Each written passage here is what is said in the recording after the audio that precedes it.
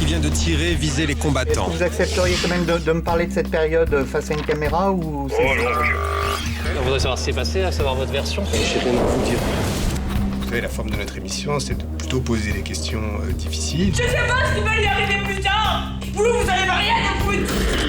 Donc on va réduire un tout petit peu cette séquence et puis ensuite on passe à la partie témoignage. Je voulais savoir si vous reconnaissiez votre écriture. Non, j'ai rien à vous dire. Pourquoi pas travailler sur les multiples lois en France qui ne sont pas appliquées? C'est marrant, hein, je parle moins fort. bien parce que tu sais très gestuel, c'est pas mal. Portez des jugements sur les gens, ça je vous l'interdis. Les États-Unis ou la France ont une complicité. C'est impressionnant, ces petites caméras.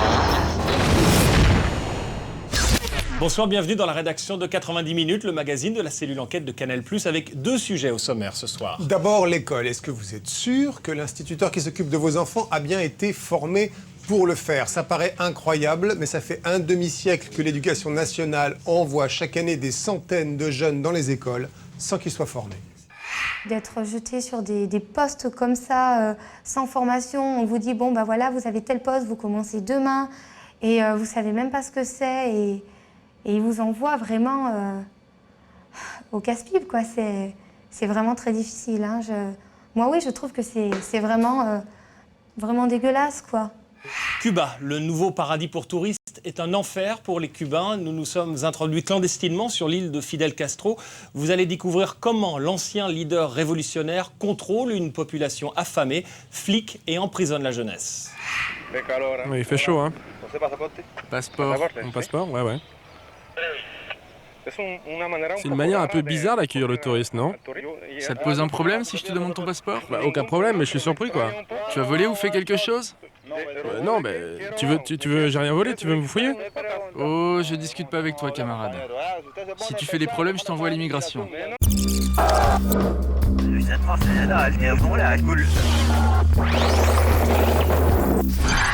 Ce matin, vous avez envoyé votre enfant à l'école, comme tous les matins, et vous l'avez remis entre les mains d'un enseignant. Est-ce que vous savez qu'il y a quelques chances, des chances assez fortes même, pour que cet enseignant n'ait jamais reçu de formation pour faire ce métier? Il faut savoir que à la rentrée dernière, en septembre 2005, il y a 2300 jeunes qui ont été bombardés du jour au lendemain instituteurs sans avoir été formés pour ça. En fait, ce sont des jeunes qui ont tenté le concours, mais qui ont été recalés au concours des IUFM, les Instituts Universitaires de Formation des Maîtres. Ils sont arrivés en queue de peloton, en fin de liste. L'Éducation nationale les a placés sur une liste complémentaire. Ils feront bien la formation, mais uniquement dans un an. Et entre-temps, l'Éducation nationale peut les appeler du jour au lendemain pour faire les bouches-trous dans les écoles en France. Oui, alors pour certains, ça veut dire en fait se retrouver placés dans des classes ou des quartiers difficiles sans avoir reçu aucune préparation. C'est évidemment l'échec à la clé. Pour d'autres, c'est une chance, parce que c'est vrai que ça leur fait prendre contact avec la réalité de l'école, mais c'est un risque énorme. Et tout cela à l'insu des parents d'élèves. Voyez l'enquête de Bernard Nicolas et Laurent Koja avec Marion Gay.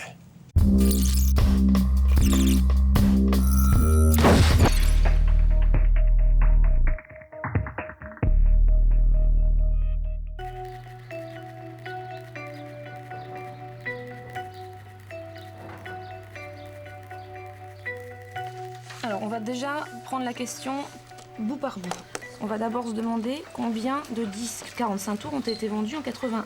Est-ce que tu peux répondre à cette question? Comme des milliers d'autres chaque année, Delphine est devenue professeure des écoles du jour au lendemain, sans aucune formation préalable. J'ai été appelée le 16 janvier et le 18, je devais être dans une classe, quoi. Dont je ne connais, j'ai appris le niveau 2 jours avant et il fallait que je m'organise pour être au point donc le jour où je vais dans la classe, quoi. Ces jeunes étudiants envoyés sur le terrain sont les recalés du concours, ceux dont le niveau n'a pas été jugé suffisant pour suivre la formation des maîtres. Conséquence de ce système, ces professeurs des écoles sans formation servent de bouche-trou. Ils héritent parfois des postes les plus difficiles et il leur est demandé de cacher cette inexpérience aux parents d'élèves. On a été un petit peu déçus de voir que tous les postes qui nous étaient proposés étaient des postes très très difficiles. L'idée c'était de ne pas dire la vérité en tous les cas. On ne m'a pas obligée, mais c'est un conseil appuyé. L'Éducation nationale, quand elle prend la responsabilité de mettre des fonctionnaires dans cette situation de souffrance, prend une lourde responsabilité vis-à-vis de ses collègues et vis-à-vis des élèves qui leur sont confiés. Si ce système de recrutement aberrant est très ancien, il reste méconnu du grand public. Il fait du métier de professeur des écoles, autrefois instituteur, métier hautement sensible, un des seuls que l'on puisse exercer en France sans formation.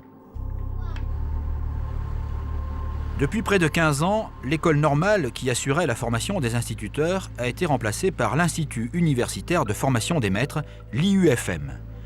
Un concours d'entrée à l'IUFM est proposé aux détenteurs d'une licence universitaire qui veulent devenir professeurs des écoles. C'est tous les ans et c'est dans toutes les académies. Une fois le concours passé, c'est l'attente des résultats.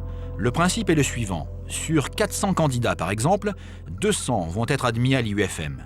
C'est la liste principale. Ils seront formés et titularisés après une année de formation. Ah, c'est trop bon! Ah, c'est trop bon! 5e. 5e en liste complémentaire? Non, non!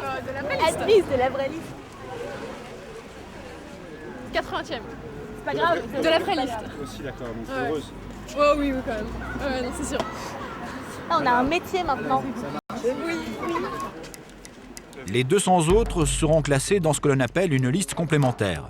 Selon leur rang, du 201e au 400e, ces candidats recalés pourront être appelés du jour au lendemain pour occuper un poste d'enseignant devenu vacant. Ils n'intégreront l'IUFM qu'un an plus tard, à moins qu'ils ne craquent avant. Car c'est sans aucune formation qu'ils vont devoir enseigner dans des classes allant du CP au CM2. Anaïs vient de découvrir qu'elle est 3e sur la liste complémentaire.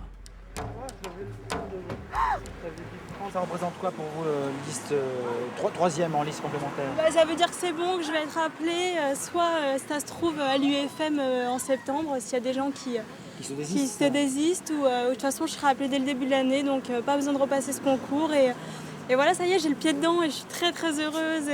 C'est un grand soulagement. C'est un très grand soulagement, un très grand bonheur et ouais, c'est magnifique. Un grand bonheur éphémère. Lorsque nous retrouvons Anaïs 2 mois plus tard, c'est l'angoisse qui la taraude alors qu'elle attend tous les jours d'être appelée. J'appréhende de ne pas savoir, en arrivant dans la classe, comment les faire travailler, quoi leur faire faire, par quoi commencer. Je sais que dès que je vais arriver, il va falloir que je fasse preuve d'autorité pour leur montrer que je suis enseignante et pas juste une jeune qui arrive et qui ne connaît pas son métier. Je sais qu'il va falloir que je paraisse sûre de moi aussi. Et c'est pas évident quand on arrive et qu'on n'a jamais fait ça et qu'on ne sait pas par où commencer, en fait. En attendant ce jour autant désiré que redouté, Anaïs, qui doit rester disponible sans être payée, est condamnée à se préparer toute seule. Sur son bureau, les livres correspondant à toutes les classes du primaire. Sur son ordinateur, la simulation d'un cours de sciences. Je ne veux pas partir défaitiste et je veux pas me culpabiliser. C'est pas moi qui ai créé ce problème de m'envoyer dans une école alors que je suis pas formée. Ce serait pas juste. Anaïs ignore encore que sa crainte est justifiée, car dans ce jeu du dominant et du dominé, ce n'est pas toujours le jeune enseignant qui l'emporte. Sophie, ancienne liste complémentaire, a débarqué sans aucune expérience dans une classe du 15e arrondissement de Paris. Elle se souvient encore de son malaise face aux enfants. J'ai été très vite complètement... la journée s'est bien passée, j'ai géré les enfants sans problème, mais en me disant mais qu'est-ce que je fais là, avec l'impression que j'avais pas les moyens de le faire, quoi. Vous avez été intégré dans quelle classe? En CE1, en cours élémentaire de première année. D'accord. Donc avec des enfants qui savent déjà lire et écrire? Qui ne maîtrisent pas tous encore la lecture et l'écriture. Mais donc c'est la continuité de l'apprentissage de l'écriture et de la lecture, en effet. D'accord. Et là, vous n'aviez absolument aucune technique pour les faire progresser? J'avais une connaissance théorique. Tout va très vite se dégrader pour Sophie, qui ne sera jamais soutenue par la directrice de son école. Pire même, elle a été obligée de mentir aux parents d'élèves. L'idée, c'était de ne pas dire la vérité, en tous les cas. On ne m'a pas obligée, mais c'était un conseil appuyé. D'accord. Alors imaginons que je sois un parent d'élève, qu'est-ce que vous me dites pour me rassurer, parce que je me trouve un peu jeune? Et oui, parce que j'étais jeune en plus. Mais je lui ai dit tout simplement, vous ne vous inquiétez pas, moi ça fait 2 ans que je suis en poste. Jusque-là, j'étais en maternelle, mais tout va bien, j'ai été formée, ne vous inquiétez pas, j'ai les outils pour. Depuis le début des années 2000, dans la plus grande discrétion, le nombre des listes complémentaires recrutées a littéralement explosé. Avec un record en 2001, 6300 jeunes recalés au concours à l'IUFM ont occupé des postes de titulaires vacants dans le primaire, ce qui représentait cette année-là le tiers des professeurs des écoles recrutés. Avec une astuce du ministère de l'Éducation nationale, les listes complémentaires n'apparaissent pas comme des créations d'emplois. Ils seront plus de 2000 cette année. Mais ce système n'est pas nouveau. Il semble que cette mauvaise habitude d'envoyer sur le terrain des enseignants sans formation existe depuis les années 50. Pierre, ancien directeur d'école, aujourd'hui à la retraite, s'est lui aussi formé tout seul. Je pense me retrouver un petit peu dans cette situation, puisque moi, à la sortie, je fais partie du baby-boom, donc quand j'ai pris ma place, que je n'étais pas normalien, puisque je n'avais pas décidé dès le lycée que je serais instituteur, eh bien, puisque j'avais le baccalauréat et tout, mais du jour au lendemain, je me suis retrouvé dans une classe. Bon, on monte ses manches, et puis on se met au travail. Bon, il faut dire que peut-être les gosses n'étaient pas les mêmes. Peut-être que de faire la classe, maintenant, de nos jours, est plus difficile. Est-ce que c'est obligatoire de cacher ça aux parents, qu'on est débutant? Écoutez, honnêtement, moi, je pense l'avoir dit à quelques collègues le jour des fameuses réunions de parents qui doivent avoir lieu dans les 15 premiers jours de la rentrée. Ce sont des mensonges pieux, si vous voulez, dans la mesure où il faut plutôt rassurer les parents plutôt que de les inquiéter. Alors si vous dites aux parents, fort légitimement d'ailleurs, que le jeune n'a pas eu de formation, vous pouvez vous préparer une année qui va être un petit peu difficile. J'étais encore, je pense, à l'époque dans l'idée que c'était ce qu'il fallait faire, il fallait me protéger, alors qu'en fin de compte, je pense qu'on protège plus le système. On se protège aussi forcément, parce que du coup, on rassure faussement les parents, mais c'est plus... oui, protéger le système. L'aide furtive d'une conseillère d'éducation ne sauvera pas Sophie de l'échec. En quelques mois à peine, la jeune enseignante craque. Les enfants dont elle a la charge ne sont pas particulièrement difficiles, mais ils prennent le pouvoir tout en perdant leur temps. Sophie, elle, finit par faire une dépression. J'avais tellement envie de faire ça, moi j'avais fait toutes mes études pour. Et oui, peut-être que je suis sensible, mais après... Mais c'est vrai que ça m'a détruite, j'ai mis du temps à me reconstruire. Sophie n'est plus enseignante aujourd'hui, avec un ressentiment profond vis-à-vis d'une administration qui, sans la connaître, l'a sacrifiée. On ne connaît pas nos faiblesses, on ne connaît pas nos forces, on ne sait pas du tout... non, on ne nous connaît pas.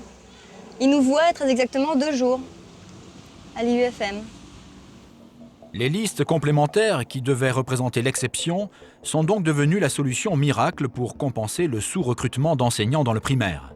Et il arrive bien souvent qu'ils soient nommés dans les postes les plus difficiles dont personne ne veut. Les postes où, justement, il faudrait des enseignants aguerris. Sans y être préparée, Christelle a hérité d'une classe d'enfants hyperactifs et violents. On a été un petit peu déçus de voir que tous les postes qui nous étaient proposés étaient des postes très très difficiles. Et en fait, moi dès le départ, les enfants, je les ai trouvés assez gentils, mais en fait, ils se sont révélés peu de temps après. Et c'est vrai que c'était difficile, parce que c'est des enfants qui sont complètement imprévisibles. C'est-à-dire qu'il y en a un qui peut rentrer en crise d'une minute à l'autre, qui peut vous jeter sa chaise à la figure, qui peut s'enfuir de la classe, aller chercher une grosse pierre, fracasser les carreaux de la classe. Je me suis retrouvée devant 3 enfants en train de se faire des attouchements sexuels. Et il y en avait un qui devait avoir 8 ans, l'autre 10 ans et l'autre 13 ans. Vous n'êtes pas confronté à ce genre de situation. Vous arrivez là, vous ne savez pas quoi dire, déjà. Vous êtes mal à l'aise, Moi, je sais que j'ai dit aux enfants, vous descendez, quoi, et puis on en parle. Donc, là, vite, j'ai appelé au secours. J'ai appelé au secours parce que je ne savais pas comment gérer la situation. À chaque jour, sa galère. Christelle tient un journal de bord sur lequel elle note tous les incidents qui marquent la vie de sa classe. Il n'y avait pas un jour, vous pouvez regarder, il n'y a pas un jour où il ne se passe rien. Là, voilà, il y a un enfant qui pète les plombs. Il a essayé d'étrangler son camarade, il m'a aussi frappé. Il ne se passe pas un jour, regardez, là où il n'y a pas de rouge. C'est tous les jours. Tel un détenu en cellule, Christelle comptera les jours jusqu'à la fin de l'année. Dans ce système où tu nages ou tu sombres, elle a nagé. Aujourd'hui, Christelle suit enfin les cours de l'IUFM. Virginie, elle aussi, a droit à sa formation cette année. Mais auparavant, elle a dû subir une épreuve terrible, confrontée durant 1 an à des enfants du voyage, un poste sensible dont personne ne voulait. Et comme si cela ne suffisait pas, on l'envoie dans un collège alors qu'elle n'est officiellement que professeure des écoles. Déjà, je ne savais pas trop par où commencer parce que je suis arrivée dans la classe, donc on ne connaît pas les élèves. Il n'y a pas eu de suivi, de suivi scolaire comme c'est le cas normalement, donc je ne savais pas le niveau de chacun. Et puis, comme c'est une classe particulière, il n'y avait pas de manuel, il n'y avait pas de cahier, il n'y avait rien. Donc, vous arrivez dans une classe, les élèves ont tout juste un crayon et une feuille. C'est pas évident de commencer, donc ça, c'est difficile. Et puis, les enfants du voyage, il faut du temps pour qu'ils vous acceptent. Hein. Ça se fait pas comme ça du jour au lendemain. Le quotidien de Virginie, des enfants parfois absents, souvent violents, toujours rebelles, avec le sentiment d'être désarmé, seul, oublié de ses collègues et de ses hiérarchies. D'être jeté sur des postes comme ça, sans formation, on vous dit, bon, ben voilà, vous avez tel poste, vous commencez demain, et vous savez même pas ce que c'est, et ils vous envoient vraiment au casse-pipe, quoi. C'est vraiment très difficile. Hein. Moi, oui, je trouve que c'est vraiment, vraiment dégueulasse, quoi. Ces expériences douloureuses, voire destructrices pour le jeune enseignant, peuvent provoquer des dégâts irréversibles chez les enfants. Les gâcher au tout début de leur cursus scolaire est un risque énorme que court l'éducation nationale. Si ce phénomène des listes complémentaires est méconnu du grand public puisqu'il est caché, il est une des préoccupations des syndicats d'enseignants depuis des lustres. Nous, on pense que c'est un secteur capital, la formation des enseignants, et notamment à l'école maternelle, à l'école élémentaire. Il y a effectivement, comme vous le dites, l'avenir des enfants qui se joue. Les premiers contacts avec le livre, avec les connaissances, avec les découvertes scientifiques, littéraires et autres, ça joue et on s'en souvient parfois toute une vie. Et on pense qu'il faut que ça se prépare, qu'on ne peut pas laisser ça un petit peu au hasard de la rencontre entre un enseignant et un enfant, que ça se prépare, qu'il y a des gestes de métier qu'il faut transmettre, qu'il faut étudier. Et pour nous, c'est un axe de transformation de l'école que d'augmenter, que de développer la formation continue. Je ne sais pas si on pourra un jour se défaire du système des listes complémentaires, parce qu'il n'y a jamais assez de gens formés, en tout cas pour répondre à la demande de toutes les classes d'un département, et ainsi de suite. Car pour l'éducation nationale, le piège s'est refermé depuis longtemps. Pour des raisons budgétaires, tous les ministres qui se sont succédés ont eu pour consigne de supprimer des postes d'enseignants tout en évitant de laisser des classes sans prof. N'étant pas des créations d'emplois, les listes complémentaires sont donc la solution miracle obligatoire, et peu importe les échecs. L'éducation nationale, quand elle prend la responsabilité de mettre des fonctionnaires dans cette situation de souffrance, prend une lourde responsabilité vis-à-vis de ses collègues et vis-à-vis des élèves qui leur sont confiés. Donc c'est pour ça que nous, on insiste lourdement sur la nécessité absolue de prévoir à l'avance les recrutements et que tout recrutement soit accompagné d'une réelle formation. Mais il y a pire que d'envoyer un jeune étudiant sans formation enseigner à des enfants. Au cours de notre enquête, nous avons découvert les passerelles. Dernière création de la Realpolitik, la possibilité pour un employé d'une administration, poste, télécommunications, douane, de devenir professeur des écoles, s'il le désire, presque en claquant des doigts. C'est ce qui s'est passé pour Pascal Descorsier. Salarié de France Télécom depuis 20 ans, il décide l'an dernier de profiter du plan social de son entreprise pour changer d'emploi. Problème, notre ingénieur de France Télécom n'a pas eu droit à la moindre formation. Voici l'histoire d'une explosion annoncée, avec, dans le rôle du naïf, l'ancien ingénieur. Dans celui du sergent recruteur le plus rapide au nord de Paris, l'inspecteur adjoint de l'académie. L'homme en colère est joué par le directeur de l'école, et le rôle du détonateur est tenu par une femme, à la tête des parents d'élèves. Première étape, le recrutement. Pascal Descorsier est d'abord sélectionné au sein même de France Télécom. Son dossier est transmis à l'académie de Beauvais. Quelques semaines avant la rentrée, il se retrouve face à 3 inspecteurs pour un entretien aussi furtif que décisif. Un entretien d'environ une demi-heure sur les motivations, sur est-ce qu'on a déjà fait de l'enseignement ou de la formation et sur quelle cible, et comment, sur des cas d'école qui nous ont présentés, comment on s'y prendrait pour résoudre le cas d'école. Une demi-heure d'entretien, vous pouvez tester des choses, mais vous ne pouvez pas tester tout, hein, c'est évident. Je veux dire que vous allez demander,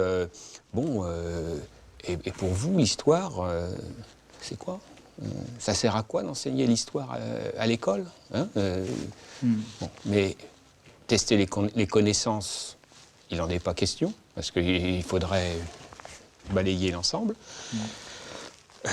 Tester les compétences, ça va se faire sur le terrain. Et c'est l'année qui est prévue pour ça. Alors c'est vrai qu'on prend un risque. Hein. En une demi-heure donc, sans connaître ses capacités à enseigner à des enfants, l'inspection d'académie nomme l'ancien ingénieur professeur des écoles. Première affectation pour Pascal Descorsier, une école de Compiègne. Quartier bourgeois, enfant docile. Pour un débutant, c'est plutôt rassurant. Il décide donc de jouer la transparence et dit aux parents d'élèves qu'il vient de France Télécom. C'est là que ses ennuis commencent. Le jour de l'après-rentrée, je me suis dit, pourvu que ça se passe bien demain, la rentrée ça s'était bien passé, hein, et puis pourvu que ça se passe bien tous les jours. Parce que je me cherche, je ne sais pas trop quelle est la bonne méthode, j'ai pas de retour par les enfants forcément. Donc effectivement, j'ai plongé dans le noir sans garde-fou. Et ça a été très dur. Effectivement, c'est pas inné comme ça de prendre des enfants et puis... parce qu'en fait, on vit sur un schéma d'école qu'on a vécu il y a 20 ou il y a 30 ans, qui n'est plus le même. J'avais des enfants qui m'appelaient plus maître, puis qui m'appelaient Monsieur France Télécom, ou de toute façon, ma mère m'a dit que vous allez être viré, enfin bon.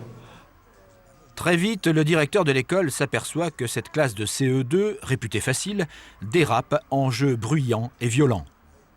Donc les enfants qui commençaient à dévaler les escaliers pour aller en récréation, dans la classe ça se levait, des choses qui volaient dans la classe, de l'encre renversée dans les cheveux, des cheveux coupés, dans la cour de récréation, à la cantine, dans tous les moments de vie commune de l'école. C'était une catastrophe, parce qu'ils étaient complètement décadrés. Donc j'alertais l'inspection à chaque fois, les conseillers pédagogiques venaient, mais la situation empirait. Rien n'y fait, le mal gagne, car les enfants sont aussi perdus sur le plan pédagogique. Devoirs trop longs, problèmes trop compliqués pour leur âge et insolubles. Les parents d'élèves réagissent immédiatement, dénonçant plus le système que l'homme. Très vite, il y avait un constat d'échec à la maison, puisque moi, régulièrement, je disais à ma fille, c'était pas la peine, on arrête les devoirs, c'est pas de ton niveau. Après avoir passé 3 heures à essayer d'apprendre 3 leçons, c'est plus possible pour un enfant de 8 ans. Il y avait un autre gros problème aussi, là, quand j'ai regardé un petit peu, quand les parents sont venus me montrer leur cahier, les choses comme ça, il y a des fautes d'orthographe. Donc sur des choses officielles, même de manière générale, on ne fait pas de fautes d'orthographe où on se relit vraiment plusieurs fois, mais surtout en plus dans le cahier de liaison ou dans des leçons, on ne doit pas faire de fautes d'orthographe. Peut-être cet instituteur était dépassé par la charge de travail. Toujours est-il que l'enfant revenait avec des leçons qu'il avait copiées de sa main, des leçons à apprendre, des leçons truffées de fautes d'orthographe. C'est gênant pour un enfant de 8 ans d'apprendre une leçon pour être faute. Quand la presse locale rend compte du conflit ouvert à l'école Hersant, les événements se précipitent. L'inspection d'académie, qui soutenait contre vents et marées l'enseignant rejeté, doit choisir. À un moment donné, donc les parents ont dit soit c'est lui qui part, soit c'est nos enfants qui partent. Donc à un moment, les parents ont décidé de faire la grève des enfants. Alors qu'il semble évident que l'ancien ingénieur de France Télécom a besoin d'une formation, l'inspection d'académie de l'Oise improvise et, contre toute logique, l'envoie sur un autre terrain miné, dans une ZEP, une zone d'éducation prioritaire. Étant quartier sensible en ZEP, on n'imaginait pas qu'il puisse remettre quelqu'un en difficulté ici. Quand on l'a vu arriver, c'est vrai moi, en tant que directeur, je me suis dit, espérons que ça passe comme une lettre à la poste avec les parents, qu'il ait sa chance, et non pas l'enterrer avant même de voir ce qu'il valait. Où j'ai été surpris, au moins dans cette école-là, c'est sur l'attitude des enfants, quoi. C'est-à-dire Ils sont violents, ils insultent facilement, ils ne respectent ni le matériel de l'école ou de leurs camarades, ni les personnes, les autres enfants, les adultes. Donc ça, c'est assez dur. Même vis-à-vis de vous? Oui, vis-à-vis des enseignants en général, oui. Ah oui, oui. Vous avez été insulté ici? De face, pas trop, parce non, mais... Quand vous tournez le dos? Ouais, c'est sûr. La violence de l'accueil des enfants est telle que l'équipe pédagogique de l'école Farou fait corps autour de l'enseignant en danger. Un collègue peut couler en moins de temps qu'il ne faut pour le dire. Les enfants savent très bien nous tester et une fois qu'on est entre guillemets grillé, c'est terminé, on peut finir l'année, on ne peut jamais récupérer les enfants. Les parents d'élèves de la ZEP étant restés sages, Pascal Descorsier est toujours là. Mieux même, il a été titularisé. Ce qui n'a pas été le cas de tous ses collègues de France Télécom, une centaine environ, qui ont tenté ce même pari impossible d'être ingénieur un soir et enseignant le lendemain matin. J'ai été en contact avec d'autres personnes dans d'autres départements de France qui avaient suivi la même voie, alors soit dans l'enseignement élémentaire, soit dans l'enseignement secondaire, où effectivement ça se passait plus ou moins bien. Il y a des gens qui ont craqué, qui ont abandonné, d'autres gens qui au bout d'un trimestre, l'éducation nationale n'a pas souhaité revoir parce qu'il y avait trop de problèmes. Hein. Mais effectivement, je pense que l'éducation nationale a pris quand même un pari très important. Et risqué. Très risqué. Puisque la tendance est au dégraissage dans la fonction publique, l'école sera de plus en plus le refuge de fonctionnaires qui s'improviseront enseignants. Et parce que ces passerelles doivent à tout prix réussir, l'éducation nationale continuera de soutenir coûte que coûte ces professeurs des écoles sans formation. Je ne partage pas votre analyse des choses. On a une obligation de résultat par rapport aux élèves. C'est-à-dire que pour eux, l'enseignement, qu'il soit fourni par un maître titulaire, un maître remplaçant, un liste complémentaire ou quelqu'un qui nous proviendrait de cette filière nouvelle de France Télécom, est le même. Au bout du compte, ce qui importe sont les connaissances, les compétences des élèves. Par rapport aux valeurs qu'on m'a données quand j'ai fait l'école normale, par rapport à ma mission de service public, on est en train de me dire que c'est plus celle-là qu'il faut faire. Donc je ne peux pas être d'accord avec ça. Je ne peux pas être d'accord avec une des passerelles France Télécom sans formation. Je ne peux pas être d'accord avec des listes complémentaires parce qu'on n'a pas voulu recruter, parce que ça coûte cher, parce qu'on ferme des classes, parce que... Donc oui, j'en veux beaucoup à l'éducation nationale. Et pas aux enseignants. Parce que les enseignants font tous encore leur travail. Encore. Alors que la formation des maîtres est essentielle, notre enquête démontre qu'elle est parfois bradée. Cacherait-on ce système de recrutement d'enseignants non formés s'il était cohérent? Puisqu'on peut devenir enseignant sans passer par l'étape formation au sein de l'UFM, à quoi servent les instituts universitaires de formation des maîtres? Autant de questions que nous avons voulu poser au ministre de l'Éducation, Gilles de Robien. Un ministre quelque peu embarrassé et qui, visiblement, découvre ces situations invraisemblables subies par des milliers d'enseignants débutants. Un ministre qui veut pourtant positiver. Certes, ces jeunes sont peut-être en galère, mais quelle formidable expérience pour eux. Et ceux qui sont sur liste complémentaire vont avoir une expérience de terrain qui peut être très profitable et à eux-mêmes et à l'éducation nationale pour que, à la fois l'éducation nationale profite de leur savoir et de leur enseignement et en même temps qu'eux profitent de cette expérience d'une année qui va leur permettre de passer la seconde année du UFM après une expérience certainement très utile. On a entendu ce type de réflexion, c'est-à-dire si on nous envoie sur le terrain alors que nous ne sommes pas formés, à quoi sert la formation? Et bien sûr, je suis absolument d'accord avec vous. Je pense qu'à la fois aujourd'hui les UFM c'est un net progrès par rapport au contractuel. Bien sûr, quand on est titulaire, c'est qu'on a passé un concours et qu'on a des connaissances, des aptitudes. Et je pense que dans les années à venir, la réforme de l'UFM apportera beaucoup d'aspects de formation supplémentaire par la formation initiale, par la formation continue et par des allers-retours entre le terrain, on va dire le terrain, c'est-à-dire l'école, la classe, et puis l'école des formateurs que représentent les UFM.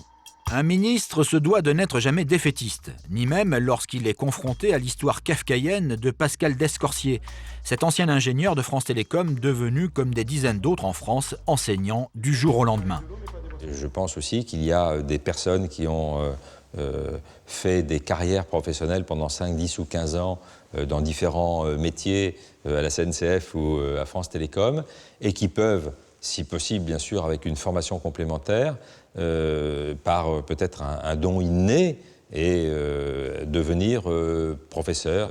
On ne peut pas refuser non plus toutes les expérimentations, surtout si elles sont bien préparées, bien accompagnées, bien suivies. Et en même temps, mais non, mais moi je dis l'avenir, et je souhaite l'avenir. Et si on a aussi des procédures d'inspection, de contrôle, de validation en tout cas des aptitudes. Un ministre, enfin, se doit de promettre. Donc, tout va changer dans la formation des maîtres d'ici 2 ans. Et l'Éducation nationale fera de moins en moins appel à des enseignants sans formation. En attendant, cette année, de sources officielles, ce sont 2300 jeunes non formés qui pourront enseigner à nos enfants.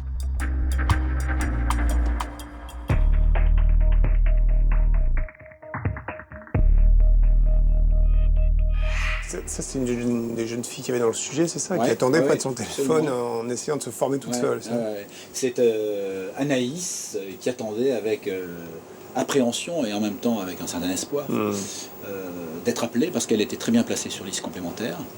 Et en fin novembre dernier, elle a été appelée effectivement. Et elle a commencé son année. Ça s'est Là, bien passé. on est allé l'attendre à la sortie de l'école récemment et voici ce qu'elle nous a dit, quoi.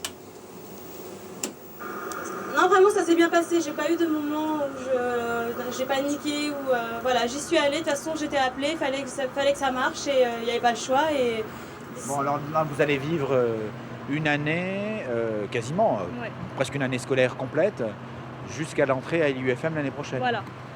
Ouais. Bon. Et je vais être triste de quitter l'école déjà, je le sais. Oui.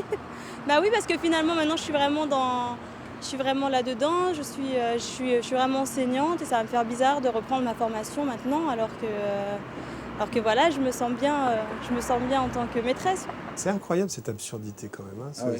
C'est vraiment envoyer les gens dans l'école. Est-ce qu'elle l'a dit aux parents qu'elle n'avait pas été formée? Oui, elle l'a dit à certains et de toute façon, elle avait l'intention de le dire, de ne rien cacher, pensant que c'était la meilleure formule. Ceux qui ont voulu cacher s'en mordent les doigts. Certains ne sont même plus professeurs des écoles aujourd'hui parce que ça s'est très mal passé. Il y a eu un rejet. Quand les parents, tu veux dire, l'ont appris. Quand les parents ont appris qu'on leur avait menti.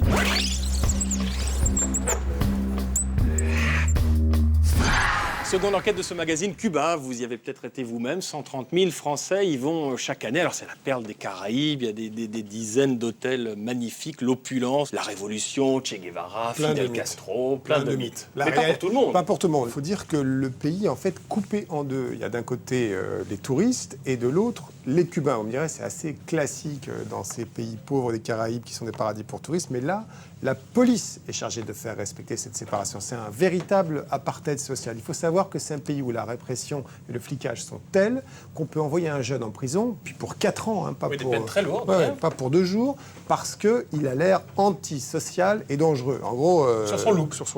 Ouais. Alors, il y a un an, nous avions envoyé une équipe tenter de raconter cette histoire. Malheureusement, ils ont été très rapidement repérés par la police politique, on peut le dire, qui est assez efficace. Ils ont dû quitter l'île. Alors, on a envoyé une nouvelle équipe, cette fois clandestinement, déguisée en touristes. Officiellement, pour tous les personnages du film, nous sommes des touristes. On n'a jamais dit à personne qu'on était des journalistes, sauf au président de la Commission cubaine des droits de l'homme, à qui on a expliqué un petit peu notre façon de faire. Mais les gens n'étaient pas surpris, sauf justement... quand on s'est retrouvé dans des endroits qui n'étaient pas du tout touristiques et à poser des questions que généralement les touristes ne posent pas. Qu'est-ce qui serait passé si tu avais dit à ces gens-là que vous étiez journaliste? Je pense honnêtement que si on leur avait dit qu'on était journaliste, ils se seraient refermés tout de suite. Déjà, officiellement, les Cubains ne peuvent pas avoir de contact avec les étrangers. Voici cette enquête clandestine sur l'apartheid cubain de Jérôme Pin avec Laurent Cassoulet, Tal Zana et Georges Massetti.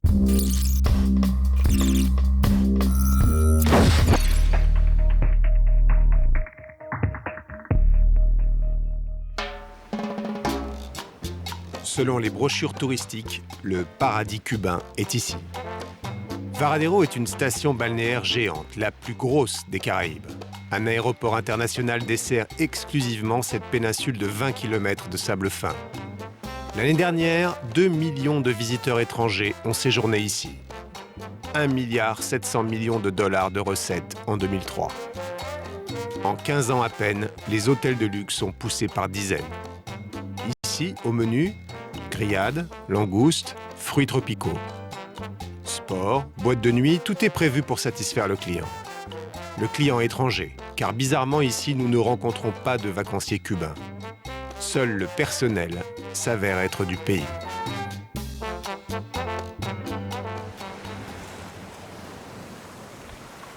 Soudain, en plein milieu de la carte postale, surgit Juan, un jeune Cubain qui travaille à l'hôtel.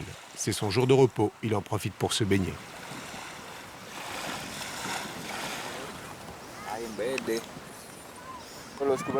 Les Cubains peuvent profiter de la plage aussi? Oui, mais que dans cette zone-là. À partir de là, ce n'est plus possible. On ne peut pas avoir trop de contact avec vous, les étrangers et les touristes. Il est interdit aux Cubains de fréquenter les hôtels.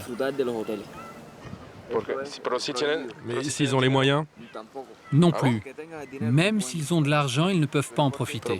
Et pourquoi? Je ne sais pas, c'est la règle, on n'a pas le droit. Je te donne un exemple. Si toi, mon ami, tu veux m'inviter à boire un coup ici, ce n'est pas possible. En aucune façon, que tu aies de l'argent ou que tu paies même le double, ça reste impossible. J'espère qu'un jour ça changera et que nous pourrons venir ici le week-end avec nos familles. Juan doit se contenter de la plage cubaine, c'est-à-dire ce petit bout de sable entre deux grands hôtels. Une guérite de contrôle s'assure de faire respecter une frontière invisible, cubain d'un côté, touristes étrangers de l'autre. Une ségrégation qui ne dit pas son nom. Tout cela avec la bénédiction de Gaviota, cette entreprise d'État chargée du tourisme et dirigée par le gendre de Raúl Castro, frère de Fidel Castro et chef d'état-major des armées. Et cette année, pour couronner le tout, il vient de nommer son autre gendre ministre du Tourisme, ce qui place d'office la famille Castro à la tête de la plus grosse source de revenus de l'île. Nous décidons de nous échapper de ce ghetto touristique. Pour cela, il faut franchir un péage, le seul de l'île. 2 $ à l'entrée, 2 $ à la sortie. C'est un filtre efficace à l'intention de la population cubaine. Premier objectif, Santa Clara. C'est un haut lieu touristique et un temple de la révolution cubaine. C'est ici que repose la dépouille de son plus illustre combattant, l'icône des jeunes rebelles, Ernesto Che Guevara, El Comandante. Sa statue, qui orne le mausolée, est à la hauteur du mythe. 6 mètres de haut, 2 tonnes de bronze. Arrivé sur place avec notre guide Armando, c'est par la police que nous sommes accueillis.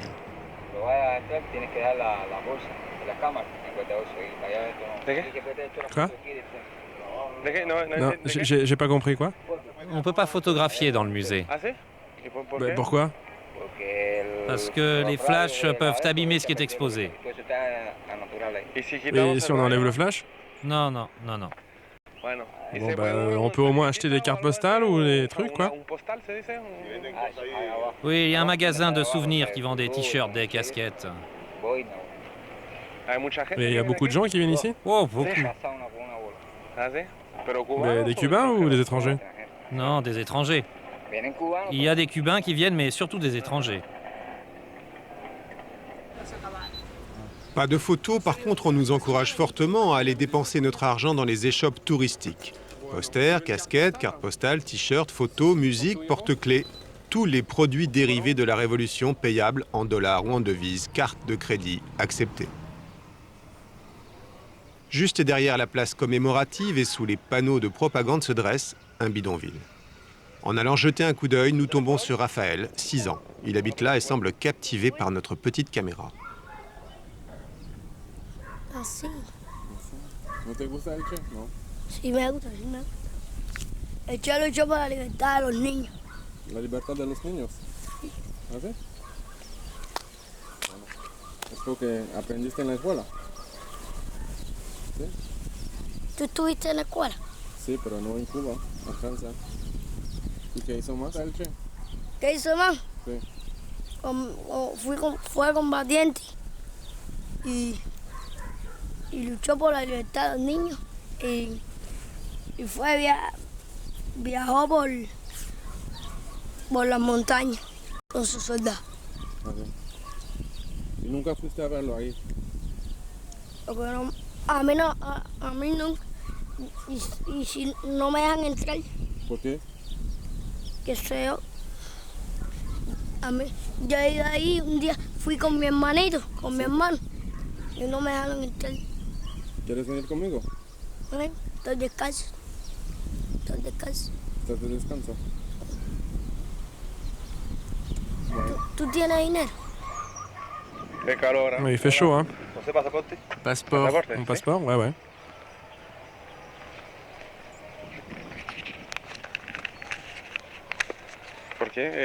J'ai fait quelque chose de mal?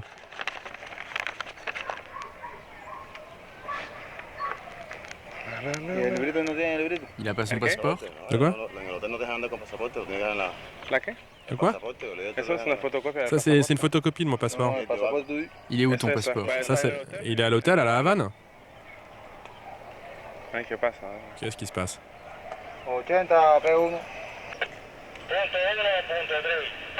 C'est une manière un peu bizarre d'accueillir le touriste, non? Et lui, je lui ai pas demandé ses papiers? Quoi? Il est étranger lui aussi? Bah non, il est cubain. Bah alors? Ça te pose un problème si je te demande ton passeport? Bah aucun problème, mais je suis surpris quoi. Tu as volé ou fait quelque chose? Non, mais tu veux, j'ai rien volé, tu veux me fouiller? Oh, je discute pas avec toi, camarade. Si tu fais des problèmes, je t'envoie à l'immigration. Mais je comprends pas ce qui se passe quoi. Comment je vais faire pour savoir s'il est vrai ton passeport?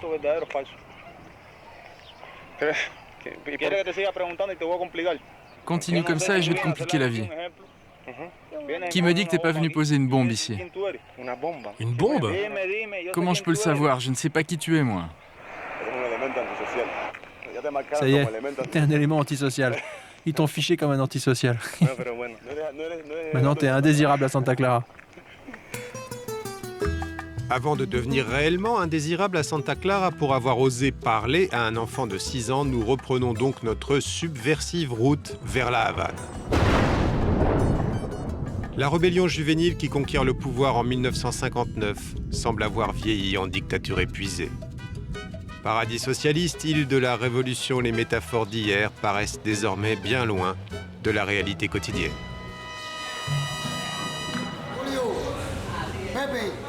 Pépé, tu me donnes un sac, s'il te plaît? C'est sur le marché d'un quartier populaire que nous rencontrons Pedro. Ce jeune père de famille de 37 ans est médecin à La Havane. Il gagne 18 € par mois. La majorité des Cubains sont des fonctionnaires. 90% de l'activité économique appartient à l'État. Le salaire moyen tourne autour de 250 pesos par mois, soit 10 à 12 €. Ça, c'est 300 pesos, mais je te le fais à 250. Et si on veut acheter de la viande de bœuf, on va où là? Où ça? Faut aller au marché. Mais il faut des dollars là-bas. Ah ouais, avec des dollars. Eh oui, il faut des dollars. Ouais. Bon allez, tu me le prends à 250?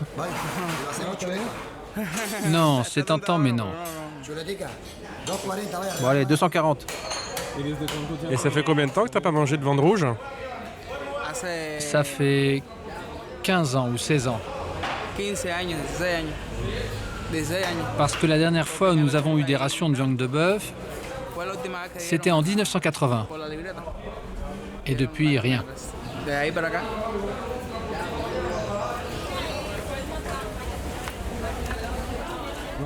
n'y a pas d'œufs?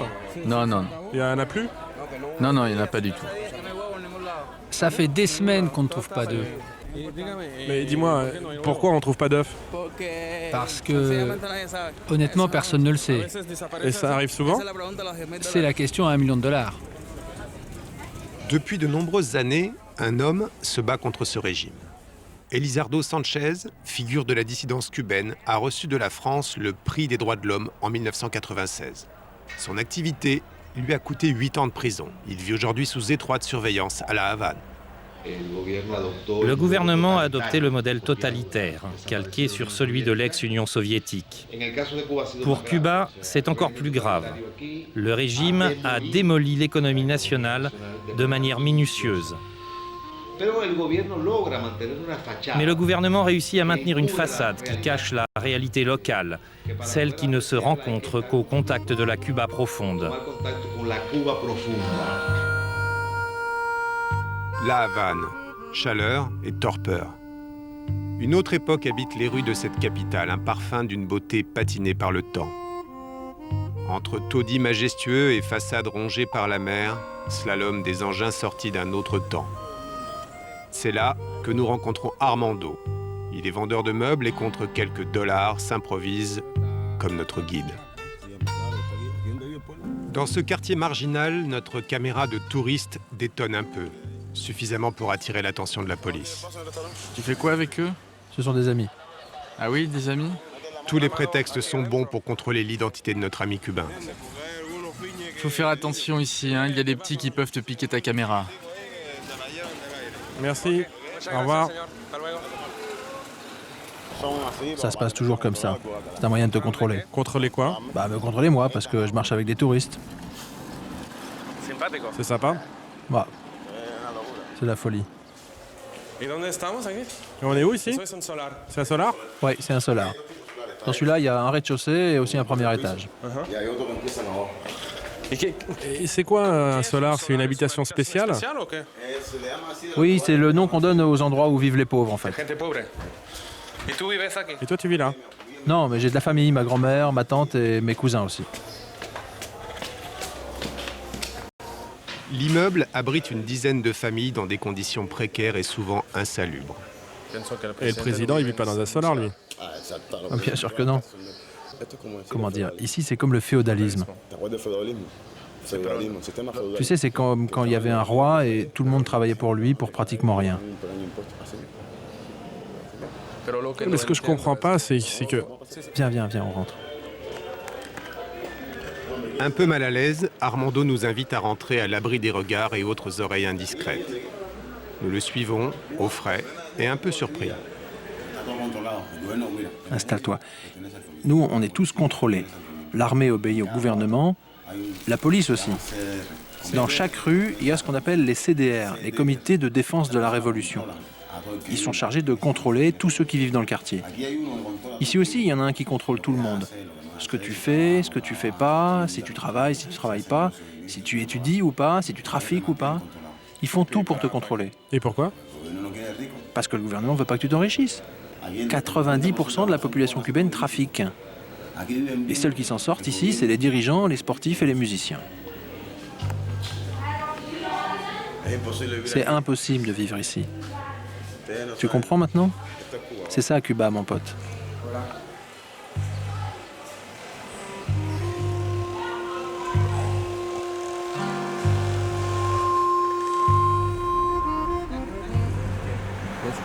Et les Cubains sont obligés d'avoir plusieurs emplois?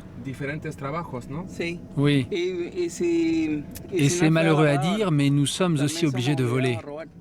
Ah bon? Parce que beaucoup de Cubains n'ont pas de formation supérieure. Ils se trouvent obligés de voler. Jusqu'à présent, grâce à Dieu, je n'ai pas eu le besoin de voler. Ni la possibilité d'ailleurs. Mais si j'étais épicier plutôt que médecin, je ne sais pas ce que je serais capable de faire pour nourrir ma famille. Dès que tu peux voler quelque chose, tu le fais. C'est le système qui suscite ce type de comportement. Cuba est devenue la capitale de la débrouille, de l'invento, un combat quotidien pour résoudre les problèmes. Résultat, le marché noir est au plus haut, les petits trafics fleurissent et la population tire la langue pour tenir jusqu'à la fin du mois. Le domaine de Lucho, ce sont les cigares. Il nous aborde en nous proposant des prix 5 fois moins chers que dans les magasins d'État, 2 $ le cigare contre 11. Ils sont faits à domicile avec du matériel et du tabac volé à la fabrique nationale. C'est un des trafics qui prospère le plus. On prend 2 feuilles, une moitié de tabac léger pour le goût, On remplit. On le tasse et là on roule.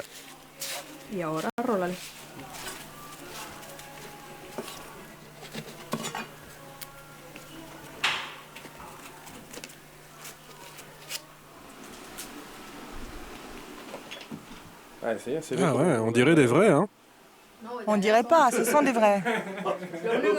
Ils ne viennent pas de la boutique d'État, mais ils sont vrais quand même. 20, 40, 60, 80 et 100. Pedro vit dans le quartier de San Miguel del Padrón dans une maison qu'il construit lui-même, faute de moyens, avec sa femme, ses 2 filles et ses beaux-parents. Ici, l'État attribue à chaque famille une libreta. C'est un carnet où sont répertoriés les produits alimentaires de base. Ça permet de contrôler la consommation mensuelle de chaque famille. Alors, quels sont les produits que l'on trouve dans cette libreta? Le riz. 3 kilos de riz. Oui, 3 kilos par mois par personne. Et 3 kilos de sucre. Non, le sucre, c'est 1,5 kg par personne. Et les féculents, c'est combien? 500 grammes. Et quand tu as tout consommé, tu ne peux plus en acheter. Tu es obligé d'aller au marché noir. Mais ça paraît très peu pour une famille, pour 7 personnes, pour un mois. Non, ça ne paraît pas très peu. C'est très peu. Une personne ne peut pas vivre un mois avec seulement 3 kilos de riz. Et vous faites comment alors? Ah, mon poussin, on invente. On vend une denrée pour une autre. Par exemple, je vends un sac de lait pour acheter du riz ou des œufs pour acheter des haricots. La femme au foyer cubaine mérite un Oscar. Cet endroit est plus difficile à gérer qu'une salle d'opération de neurochirurgie.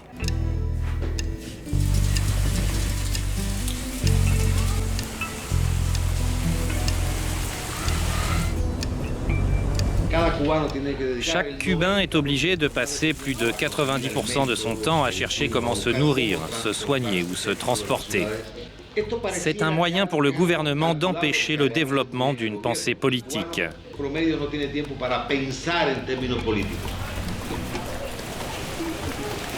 Tu vois, là, c'est la boucherie. Elle est fermée. De toute façon, il n'y a rien à acheter. Au début des années 90, l'Union soviétique a disparu, et avec elle, l'aide vitale qu'elle fournissait à Cuba. L'île a alors basculé dans une économie de survie. Premier effet, Fidel Castro déclare le pays en période spéciale en temps de paix. En clair, serrage de ceinture pour tout le monde. La bodega, c'est le supermarché du Cubain, il est géré par l'État, chaque quartier a sa bodega. Ici, 507 familles viennent se rationner pour le mois. Les prix sont certes bas, mais les produits de mauvaise qualité et les portions ridicules. Heureusement, le parti veille et affiche même sans ironie une petite note sur la protection du consommateur. Et pourquoi on ne sait pas à Cuba qu'il y a des problèmes de faim? Tout le monde le sait, sauf les étrangers, qui viennent profiter de ce que l'État leur offre. La partie de Cuba qui est vendable est très belle, mais celle qui est moins vendable, c'est la réalité du Cubain. Pour justifier l'état du pays, Fidel a trouvé un coupable, les États-Unis et l'embargo qu'ils imposent à l'île. L'immeuble de la représentation des intérêts américains, étroitement surveillé, est régulièrement la cible d'énormes manifestations organisées par le régime contre l'embargo. Fidel Castro, dans ses discours fleuves, oublie cependant certains chiffres.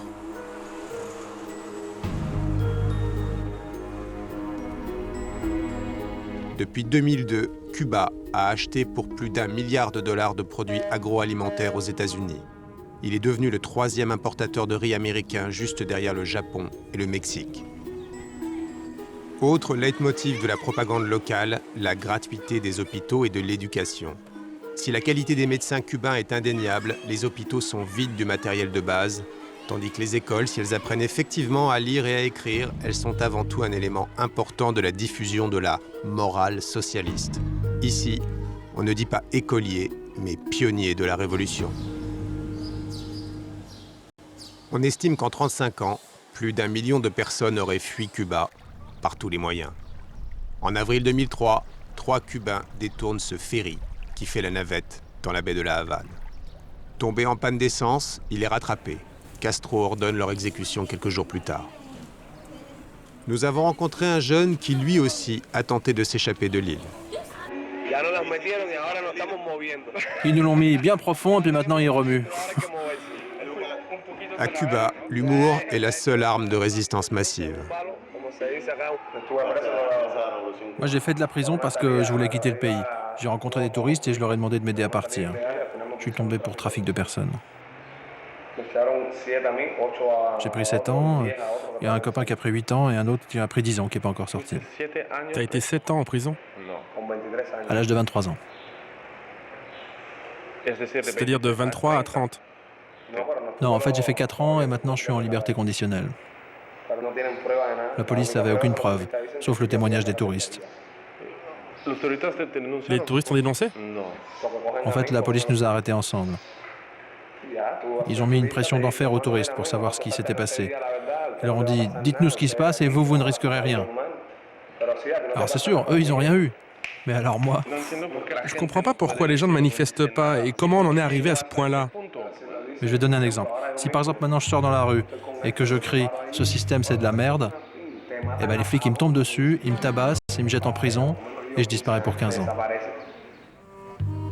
Disparaître ou résister. Parmi les autres moyens de survie, la prostitution fait des ravages. À la tombée de la nuit, la Havane se peuple de jeunes femmes, originaires pour la plupart de province, à l'affût du touriste solitaire. On les appelle les jineteras, les cavalières. Dans la journée, elles sont infirmières, étudiantes ou avocates. La nuit, elles partent en chasse du précieux dollar. Salut, toi et ton copain, vous ne cherchez pas de fille? Demande à ton pote s'il ne veut pas une fille. Ouvre-nous avant que la police ne débarque. Et pourquoi? Parce qu'on n'a pas le droit d'être là. Tu nous fais monter? C'est combien? 40 $. Et 40 pourquoi? Pour faire l'amour. C'est bon, on peut monter? En 1999, le gouvernement cubain opère de vastes rafles. Plus de 9000 jeunes femmes sont renvoyées dans leur province, d'autres vont en prison. Ces opérations de ratissage font preuve d'un arbitraire total.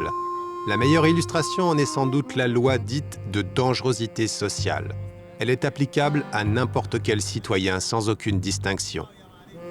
Et qualifier d'état dangereux la tendance particulière d'une personne à commettre des délits qui est démontrée par une conduite en contradiction manifeste avec les normes de la morale socialiste.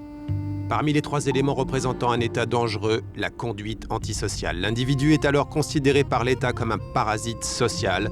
Il risque une peine pouvant aller jusqu'à 4 ans de prison. Lucho, notre petit trafiquant de cigares, en a fait la triste expérience. C'est la loi la plus débile qui soit. Ils disent que c'est une mesure de prévention. Admettons que je pense que toi, tu vas commettre un délit, mais que j'ai aucun moyen de le prouver. Bien que j'en sois sûr, j'invoque alors une mesure préventive. 4 ans de prison. C'est de la prévention, ça. Pour éviter que tu passes à l'acte. C'est pas de la folie, ça. Et tu as fait de la prison? Ouais. 2 ans. Et pourquoi? Parce que je travaillais pas. Et donc, t'es antisocial? Ouais, voilà. Les flics sont venus, ils ont frappé à la porte avec un dossier de dangerosité. Je leur ai dit, mais quelle dangerosité? J'ai fait rien, moi j'ai fait du mal à personne, j'ai tué personne. C'est dingue.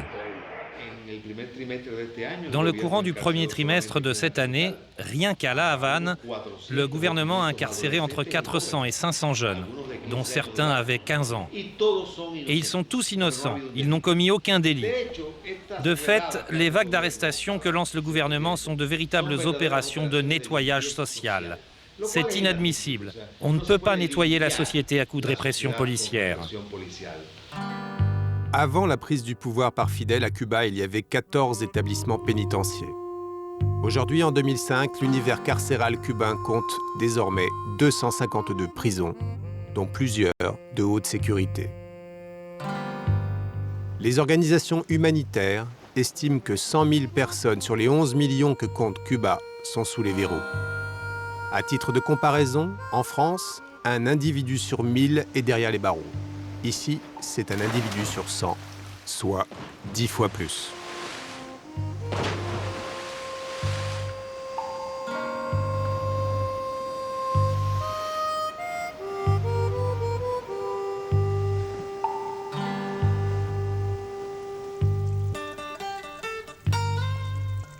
Retour dans la cuisine de Pedro. Aujourd'hui, c'est jour de fête. Nous avons acheté de la viande pour toute la famille. De la viande de porc, car la viande de bœuf est réservée aux touristes. Ça fait 15 ans que vous n'avez pas mangé de viande rouge? Depuis 15 ans. Et vous, madame? Pareil, ni moi ni les enfants. Non, non, je suis pas née il y a 15 ans, moi. Je suis née il y a 10 ans. Donc, toi, tu n'as jamais mangé de viande rouge?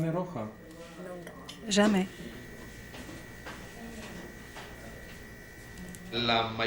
À Cuba, la priorité est au tourisme international. Pour les touristes, il y a du bœuf, des langoustes, des crevettes et d'autres aliments qui sont pour le Cubain moyen totalement hors de portée. Et écoute bien, pas seulement pour les touristes, mais aussi pour les familles qui appartiennent à la classe supérieure. Si un paysan tue sa propre vache, il risque jusqu'à 15 ans de prison. Plusieurs personnes ont déjà été condamnées à des peines allant jusqu'à 30 ans de prison pour avoir tué une vache pour se nourrir. C'est une peine plus sévère que s'il avait tué un homme. Si quelqu'un arrivait à prouver qu'une vache est morte parce que tu l'as offensée, tu partirais en prison. Imagine, tu as offensé la vache, elle le prend mal, elle meurt, tu pars en prison. Attends, je vais te raconter une anecdote. Pas loin d'ici habite un jeune homme qui a de la famille à la campagne. Ils avaient une vache. Cette vache, elle était attachée dans un champ en train de paître. Un jour, elle a glissé, elle est tombée dans un fossé et elle s'est étranglée. Ils ont amené des experts, la police secrète, la police normale, tous. Après enquête, le jeune a été relâché car on a prouvé que c'était un accident. Mais les voisins espéraient en profiter pour pouvoir manger. Eh bien non. Ils l'ont aspergé d'essence et ils y ont mis le feu. Ils ont préféré brûler la viande. Ça a l'air d'une blague, mais nous, parents, ça nous fait beaucoup souffrir.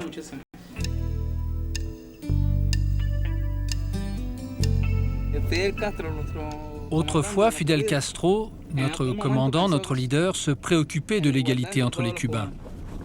Mais aujourd'hui, malheureusement, après tant d'années de révolution, on se rend compte que c'est différent. Que les différences entre les classes sont de plus en plus profondes. Il y a ceux qui ont tout, vraiment tout, et nous, qui n'avons rien. Et imagine-toi que nous, qui n'avons rien, nous sommes au-dessus d'une classe plus basse encore, que j'appellerais la sous-classe. Des gens qui vivent avec moins que rien, qui vivent à la grâce de Dieu. La sous-classe dont parle Pedro, on la trouve en plein centre de la Havane, dans un bidonville qu'on appelle le Fanguito. Par sécurité, Lucho, notre vendeur de cigares, nous y accompagne car aucun touriste ne vient jamais ici. Sur les cartes touristiques, d'ailleurs, ce quartier n'existe pas. C'est un quartier marginal qui se trouve entre les deux quartiers les plus riches de la Havane. D'un côté Miramar et de l'autre Vedado. Fanguito se trouve en plein milieu des deux. D'habitude, les bidonvilles se trouvent dans la périphérie des villes, mais là, c'est en plein centre. Fanguito, en espagnol, ça veut dire la fange, la boue, la faute à la rivière qui déborde quand il pleut. Les habitants vivent tous ici depuis au moins une vingtaine d'années, sous la menace permanente d'une expulsion. L'État voudrait récupérer le terrain pour en faire une zone touristique. Jérôme, ça, ce sont les rues. Ouais, des autoroutes, quoi. Au détour d'une ruelle, un homme nous interpelle et nous invite à rentrer chez lui. Descargando un camión con cemento o piedra para hacer tu casa, vivir módicamente. Se están cuestionando y a dónde sacaste las cosas y puedes ir hasta preso, te meten multa. Y esto, la quitadera de luz, el gobierno me quemó. El refrigerador. Mira, yo más nunca lo arreglé, hace 3 años que está roto. Y lo cogí para esto, guardar cosas. Eso fue que lo cogí. Así vivimos nosotros. Bajo una zozobra, y cuídate del vecino, y cuídate de esto, y cuídate de aquí, cuídate de allá. Sí. Porque entonces eres gusano. Esto que estoy haciendo aquí, ahora dicen que soy gusano. Yo no soy gusano, yo soy un ser humano. Y soy patriota, me gusta mi país, me gusta mi tierra. Pero no tengo que defender las ideas de nadie. Sí, solamente quieres vivir no soy militar, con dignidad. no soy militar, no soy político. No tengo partido, no soy religioso tampoco. Soy una gente libre, me gusta ser libre. ¿Y qué tendrías que hacer para vivir mejor o tener más mejor, derechos? Casarme con una extranjera y tratar de vivir. Todo lo que tú vayas a hacer aquí es malo. Es una religión, es como decir la época de Mao Zedong. Mao Zedong, sí. Sí, la dictadura de Franco, la dictadura. Entonces es una mentira tras de la otra. Tenemos un partido, el partido parece que no puede resolver la situación del país. Esto es una mentira. Entonces esto que estamos conversando, decir la verdad es un castigo, es malo. Yo no estoy poniendo bombas, no estoy haciendo nada porque uno no me dedico a esas cosas. Pero particularmente eso, no soy un terrorista, estoy planteando la verdad en mi país. Que una minoría viven, que son los que viajan, son los que pueden robar en sus carros. Arreglan sus casas, viven como millonarios, nosotros no. Casi esto es un capitalismo con pobres, medios y altos. Es un capitalismo. ¿Me entiendes? Mucha veracidad, mucho de todo al principio. Y hoy en día no me digo una verdad, no puedo decir una verdad. Franco, Mao Zedong, Pinochet, comandante. Pero eso va a cambiar un día, ¿no? No hace falta.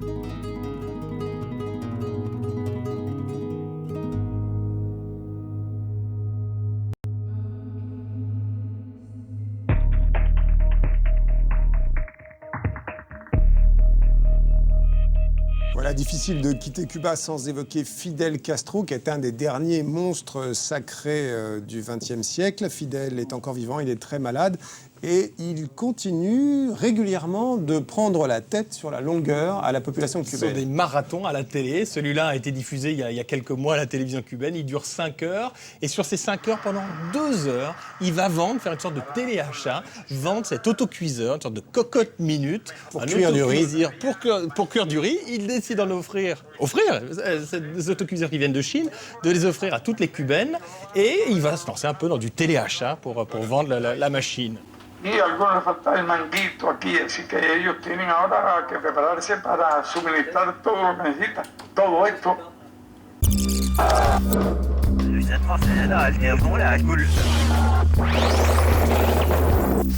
Avant de se quitter, un droit de suite. Vous savez qu'on aime bien revenir sur les enquêtes, même longtemps après que nous avons mené leurs conséquences. La Birmanie, on était allé dans ce pays qui est une des pires dictatures de la planète. C'est un endroit où les militaires forcent les gens à travailler à l'œil pour leurs besoins. Et Total, le pétrolier français, avait eu la mauvaise idée de s'implanter là-bas pour faire du business avec les dictateurs et d'ouvrir un gazoduc. De construire un gazoduc. Et nous avions recueilli de très nombreux témoignages qui accusaient les ingénieurs de Total d'avoir fermé les yeux sur de graves exactions des droits de l'homme, sur du travail forcé autour et sur le chantier du gazoduc. Et 8 Birmans avaient même saisi la justice française contre Total.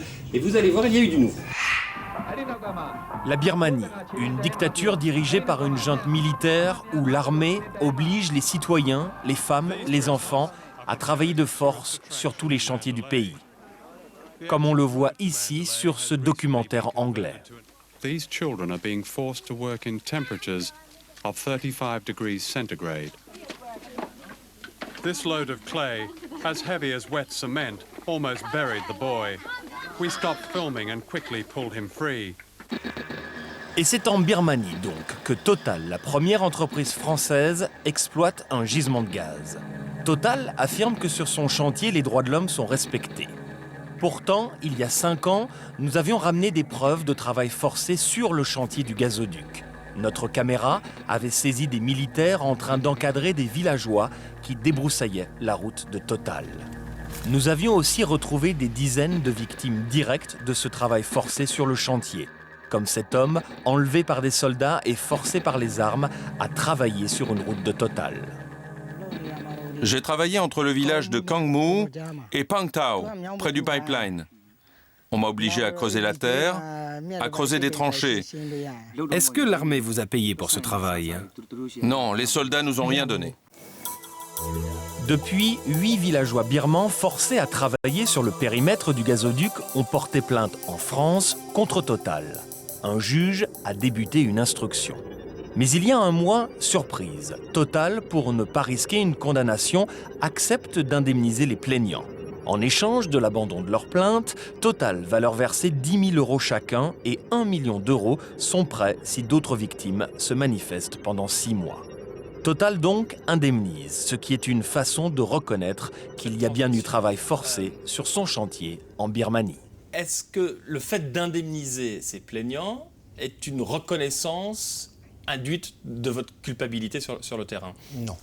Est-ce que vous imaginez que pour faire des économies de $1 par jour, c'est le prix d'un ouvrier birman actuellement, nous ayons pu prendre des mesures de travail forcé? Ça n'a aucun sens. Donc on est bien d'accord, c'est pas Total, de toute évidence, qui a fait travailler ces gens. Ni Total, ni ses contracteurs. En revanche, l'armée birmane, elle, et c'est sous les yeux de vos ingénieurs sur le terrain. Et ça s'est fait, sous les yeux, ça s'est fait... Lorsque nous l'avons su, nous avons indemnisé ces gens qui ont dit avoir été amenés à faire du travail forcé par l'armée birmane. Total, timidement donc, finit par admettre que l'armée birmane a forcé des gens à travailler sur le chantier français. C'est bien le message qu'ont reçu les victimes birmanes et leurs avocats. Est-ce qu'un procès où les dirigeants de Total auraient pu répondre de leurs actes n'aurait pas été plus nécessaire pour l'avenir? Ce que je dis, c'est que nous avons essayé d'emprunter une voie inédite. Je pense que cette transaction est un acte précurseur, que comme tous les actes précurseurs, elle fait grincer ici ou là, que les utopistes, évidemment, ravalent leur salive parce qu'on les prive d'un grand soir qui verrait des têtes se faire scalper dans le box de la cour d'assises de Paris ou d'ailleurs. Chacun a sa conscience et son point de vue. Moi, j'ai respecté le mandat de mes clients, et de ce point de vue, je suis fier de ce que j'ai fait pour eux et les populations locales que d'ailleurs je vais rencontrer dans quelques semaines à la frontière birmane. Reste une question capitale. Une grande entreprise française peut-elle continuer de collaborer avec une dictature qui viole les droits de l'homme? Total répond, ce n'est pas à nous d'en décider, mais au gouvernement français. Et le gouvernement français n'a décidé aucun boycott.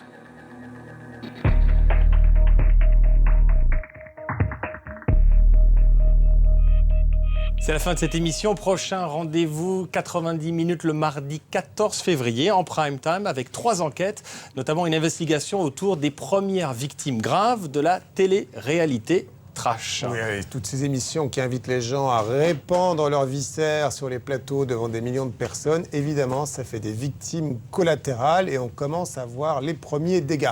Il y aura aussi un portrait critique de Bertrand Delanoë et de son action dans la capitale. Delanoë confronté à ces dossiers noirs. Et enfin, une enquête qui tarabuste un peu les chiffres du chômage pour savoir ce qui se cache vraiment derrière la baisse. C'est le mardi 14 février. Bonsoir.